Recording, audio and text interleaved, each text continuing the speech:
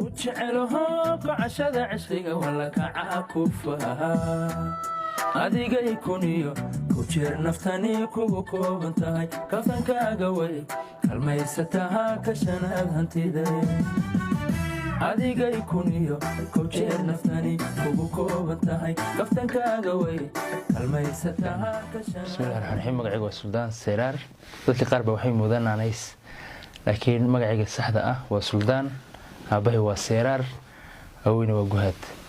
dunida madowgiyo mugdiga baa la dhalato ma dhamaysta aadmigu intuu midho abuurtay mixnad layna geliyo mushkiladii adduunka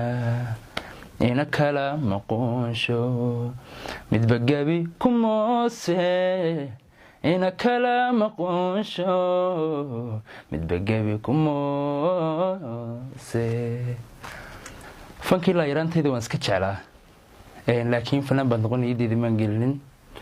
xilli aan u imid fasax magaalada Jigjiga ee caasimadda Somali State ayaan jeclaystay inaan fanka isku eego marka gabar walaashay baa iga caawisay marka kooxda Ilays Bandi igu dartay oo si qurux badan ee ii soo dhaweysay kooxda xurmiya gaarashiyo wanaag xaq dhowr wacan iyo dulqaad hidiya dhaqan iyo xishood midii lagu xeerayay xabiibitaan doonayay markaan xubiyay ku tabo shirka xubin u kaco xusuustaada qalbiga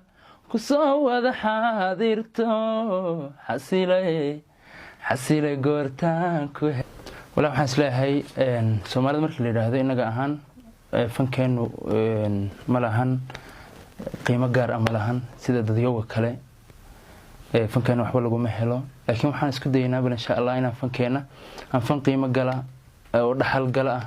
oo ummadana wax aan ugu reebno inagana wax inoo tara inuu insha Allah noqdo rajaynaya wajiyo cusubna aan u sameeyno qalbigu kalsoon baa kugu lamaan kulligooda hablaha kacay kala baxay adiga kala baxay qalbigu kalsoon baa kugu lamaan